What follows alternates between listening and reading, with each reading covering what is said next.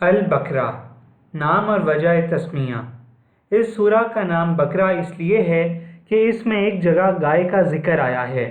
قرآن مجید کی ہر سورہ میں اس قدر وسیع مضامین بیان ہوئے ہیں کہ ان کے لیے مضمون کے لحاظ سے جامع عنوانات تجویز نہیں کیے جا سکتے۔ عربی زبان اگرچہ اپنی لغت کے اعتبار سے نہایت مالدار ہے، مگر بہرحال ہے تو انسانی زبان ہی۔ انسان جو بھی زبانیں بولتا ہے وہ اس قدر تنگ اور محدود ہیں کہ وہ ایسے الفاظ یا فقرے فراہم نہیں کر سکتی جو وسیع مضامین کے لیے جامع عنوان بن سکیں۔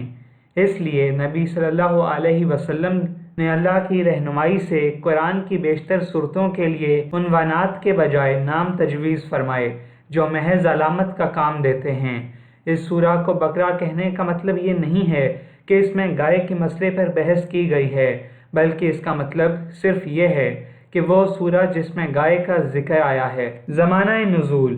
اس سورہ کا بیشتر حصہ ہجرت مدینہ کے بعد مدنی زندگی کے بالکل ابتدائی دور میں نازل ہوا ہے، اور کم تر حصہ ایسا ہے جو بعد میں نازل ہوا اور مناسبت مضمون کے لحاظ سے اس میں شامل کر دیا گیا۔ حتیٰ کہ سود کی ممانعت کے سلسلے میں جو آیات نازل ہوئی ہیں وہ بھی اس میں شامل ہیں، حالانکہ وہ نبی صلی اللہ علیہ وسلم کی زندگی کے بالکل آخری زمانے میں اتری تھیں۔ سورہ کا خاتمہ جن آیات پر ہوا ہے وہ ہجرت سے پہلے مکہ میں نازل ہو چکی تھیں، مگر مضمون کی مناسبت سے ان کو بھی اسی سورہ میں ضم کر دیا گیا ہے۔ شان نزول۔ اس سورہ کو سمجھنے کے لیے پہلے اس کا تاریخی پس منظر اچھی طرح سمجھ لینا چاہیے۔ نمبر 1، ہجرت سے قبل جب تک مکہ میں اسلام کی دعوت دی جا رہی تھی، خطاب بیشتر مشرکین عرب سے تھا، جن کے لیے اسلام کی آواز ایک نئی اور غیر مانوس آواز تھی۔ اب ہجرت کے بعد سابقہ یہودیوں سے پیش آیا، جن کی بستیاں مدینہ سے بالکل متصل ہی واقع تھیں۔ یہ لوگ توحید، رسالت، وحی، آخرت اور ملائکہ کے قائل تھے، اس ضابطۂ شرعی کو تسلیم کرتے تھے جو خدا کی طرف سے ان کے نبی موسیٰ علیہ السلام پر نازل ہوا تھا، اور اصولاً ان کا دین وہی اسلام تھا جس کی تعلیم حضرت محمد صلی اللہ علیہ وسلم دے رہے تھے۔ لیکن صدیوں کے مسلسل انحطاط نے ان کو اصل دین سے بہت دور ہٹا دیا تھا۔ ان کے عقائد میں بہت سے غیر اسلامی عناصر کی آمیزش ہو گئی تھی جن کے لیے تورات میں کوئی سند موجود نہ تھی۔ ان کی عملی زندگی میں بکثرت ایسے رسوم اور طریقے رواج پا گئے تھے جو اصل دین میں نہ تھے اور جن کے لیے تورات میں کوئی ثبوت نہ تھا۔ خود تورات کو انہوں نے انسانی کلام کے اندر خلط ملط کر دیا ہے، اور خدا کا کلام جس حد تک لفظاً یا معناً محفوظ تھا اس کو بھی انہوں نے اپنی من مانی تعویلوں اور تفسیروں سے مسخ کر رکھا تھا۔ دین کی حقیقی روح ان میں سے نکل چکی تھی اور ظاہری مذہبیت کا محض ایک بے جان ڈھانچہ باقی رہ گیا تھا جس کو وہ سینے سے لگائے ہوئے تھے۔ ان کے علماء و مشائخ، ان کے سرداران قوم اور ان کے عوام، سب کی اعتقادی، اخلاقی اور عملی حالت بگڑ چکی تھی، اور وہ اپنے اس بگاڑ سے اس قدر محبت کرتے تھے کہ وہ کسی اصلاح کو قبول کرنے پر تیار نہ ہوتے تھے۔ صدیوں سے مسلسل ایسا ہو رہا تھا کہ جب بھی اللہ کا کوئی نیک بندہ دین کا سیدھا رستہ بتانے آتا تو وہ اسے اپنا سب سے بڑا دشمن سمجھتے اور ہر ممکن طریقے سے کوشش کرتے تھے کہ وہ کسی طرح اصلاح میں کامیاب نہ ہو سکے۔ یہ لوگ حقیقت میں بگڑے ہوئے مسلمان تھے جن کے ہاں بدعتوں اور تحریفوں، موشگافیوں اور فرقہ بندیوں، استخوان گیری و مغز افغانی، خدا فراموشی اور دنیا پرستی کی بدولت انحطاط اس قدر کو پہنچ چکا تھا کہ وہ اپنا اصل نام مسلم تک بھول چکے تھے، محض یہودی بن کر رہ گئے تھے، اور اللہ کے دین کو انہوں نے محض نسل اسرائیل کی آبائی وراثت بنا کر رکھ دیا تھا۔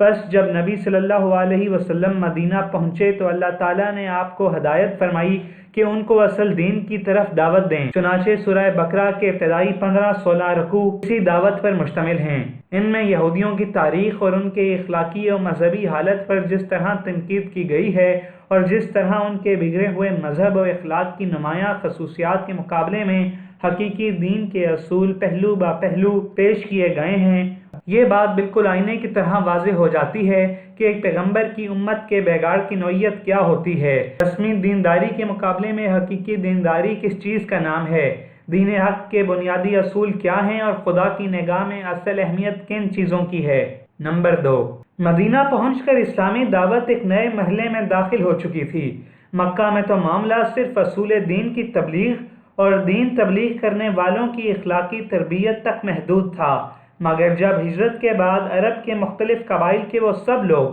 جو اسلام قبول کر چکے تھے ہر طرف سے سمٹ کر ایک جگہ جمع ہونے لگے اور انصار کی مدد سے ایک چھوٹی سی اسلامی ریاست کی بنیاد پڑ گئی، تو اللہ تعالیٰ نے تمدن، معاشرت، معیشت، قانون اور سیاست کے متعلق بھی اصولی ہدایات دینی شروع کیں اور یہ بتایا کہ اسلام کی اساس پر یہ نیا نظام زندگی کس طرح تعمیر کیا جائے۔ اس سورہ کے آخری 23 رکوع زیادہ تر انہی ہدایات پر مشتمل ہیں، جن میں سے اکثر ابتدا ہی میں بھیج دی گئی تھیں اور بعض متفرق طور پر حسب ضرورت بعد میں بھیجی جاتی رہیں۔ نمبر 3، ہجرت کے بعد اسلام اور کفر کی کشمکش بھی ایک نئے مرحلے میں داخل ہو چکی تھی۔ ہجرت سے پہلے اسلام کی دعوت خود کفر کے گھر میں دی جا رہی تھی اور متفرق قبائل میں سے جو لوگ اسلام قبول کرتے تھے وہ اپنی اپنی جگہ رہ کر دین کی تبلیغ کرتے اور جواب میں مصائب اور مظالم کے تختہ مشق بنتے تھے۔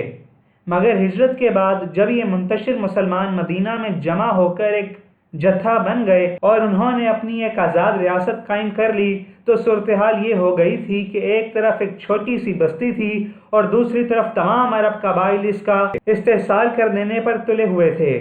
اب اس مٹھی بھر جماعت کی کامیابی کا ہی نہیں بلکہ اس کے وجود و بقا کا انحصار بھی اس بات پر تھا کہ اولاً وہ پورے جوش و خروش کے ساتھ اپنے مسلک کی تبلیغ کر کے زیادہ سے زیادہ لوگوں کو اپنا ہم عقیدہ بنانے کی کوشش کرے، ثانیاً وہ اپنے مخالفین کا برسر باطل ہونا اس طرح ثابت و مبرہن کر دے کہ کسی ذی عقل انسان کو اس میں شبہ نہ رہے، ثالثاً بے خان و مال ہونے اور تمام ملک کی عداوت و مزاحمت سے دوچار ہونے کی بنا پر فکر و فاقہ اور ہمہ وقت بے امنی و بے اطمینانی کی جو حالت ان پر طاری ہو گئی تھی اور جن خطرات میں وہ چاروں طرف سے گھر گئے تھے ان میں وہ ہراساں نہ ہوں بلکہ پورے صبر و ثبات کے ساتھ ان حالات کا مقابلہ کریں اور اپنے عزم میں ذرا تزلزل نہ آنے دیں۔ رابعاً وہ پوری دلیری کے ساتھ اس مسلح مزاحمت کا مسلح مقابلہ کرنے کے لیے تیار ہو جائیں جو ان کی دعوت کو ناکام کرنے کے لیے کسی طاقت کی طرف سے کی جائے، اور اس بات کی ذرا پرواہ نہ کریں کہ کسی مخالفین کی تعداد اور ان کی مادی طاقت کتنی زیادہ ہے۔ خامساً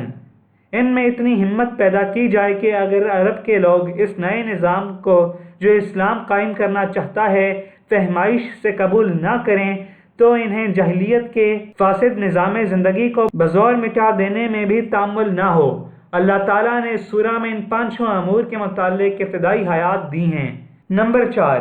دعوت اسلامی کے اس مرحلے میں ایک نیا عنصر بھی ظاہر ہونا شروع ہو گیا تھا اور یہ منافقین کا عنصر تھا۔ اگرچہ نفاق کے ابتدائی آثار مکہ کے آخری زمانے میں بھی نمایاں ہونے لگے تھے مگر وہاں صرف اس قسم کے منافق پائی جاتے تھے جو اسلام کے برحق ہونے کے تو معترف تھے اور ایمان کا اقرار بھی کرتے تھے لیکن اس لیے تیار نہ تھے کہ اس حق کی خاطر اپنے مفاد کی قربانی اور اپنے دنیاوی تعلقات کا انقطاع اور ان مصائب اور شدائد کو بھی برداشت کر لیں جو اس مسلک حق کو قبول کرنے کے ساتھ ہی نازل ہونے شروع ہو جاتے تھے۔ مدینہ پہنچ کر اس قسم کے منافقین کے علاوہ چند اور قسموں کے منافق بھی اسلامی جماعت میں پائے جانے لگے۔ ایک قسم کے منافق تو وہ تھے جو قطعاً اسلام کے منکر تھے اور محض فتنہ برپا کرنے کے لیے جماعت مسلمین میں داخل ہو جاتے تھے۔ دوسری قسم کے منافق وہ تھے جو اسلامی جماعت کے دائرہ اقتدار میں گھر جانے کی وجہ سے اپنا مفاد اسی میں دیکھتے تھے کہ ایک طرف مسلمانوں میں بھی اپنا شمار کرائیں اور دوسری طرف مخالفین اسلام سے بھی رابطہ رکھیں تاکہ دونوں طرف کے فوائد سے متمدع ہوں اور دونوں طرف کے خطرات سے محفوظ رہیں۔ تیسری قسم ان لوگوں کی تھی جو اسلام اور جاہلیت کے درمیان متردد تھے۔ انہیں اسلام کے برحق ہونے پر کامل اطمینان نہ تھا مگر چونکہ ان کے قبیلے یا خاندان کے بیشتر لوگ مسلمان ہو چکے تھے اس لیے یہ بھی مسلمان ہو گئے تھے۔ چوتھی قسم میں وہ لوگ شامل تھے جو امر حق ہونے کی حیثیت سے تو اسلام کے قائل ہو چکے تھے مگر جاہلیت کے طریقے اور اوہام اور رسمیں چھوڑنے اور اخلاقی پابندیاں قبول کرنے اور فرائض اور ذمہ داریوں کا بار اٹھانے سے ان کا نفس انکار کرتا تھا۔ سورہ بقرہ کے نزول کے وقت ان مختلف اقسام کے منافقین کے ظہور کی محض ابتدا تھی، اس لیے اللہ تعالیٰ نے ان کی طرف محض اجمالی اشارات فرمائے تھے۔ بعد میں جتنی ان کی صفات اور حرکات نمایاں ہوتی گئیں، اسی قدر تفصیل کے ساتھ بعد میں صورتوں میں ہر قسم کے منافقین کے متعلق ان کی نوعیت کے لحاظ سے الگ الگ ہدایات بھیجی گئیں۔